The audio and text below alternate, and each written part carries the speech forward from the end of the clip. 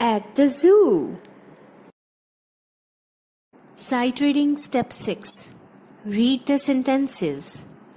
Now listen carefully and repeat the sentences after me. Wali went to the zoo with all his friends and the teacher. Wali and his friends saw many animals in the zoo. They saw a giraffe, a monkey, a tiger, a zebra, a bear, and many more. Miku saw a big camel behind him. He happily clapped and called his teacher to see the camel. Iman saw huge elephants standing in a row.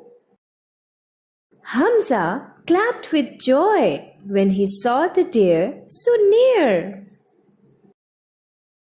Irid saw a giraffe eating leaves from a tree. She tried to call him, but he was too busy in eating leaves. Wali, Miku, Hamza and Irid sat down to have snacks until the lion yawned with a loud roar.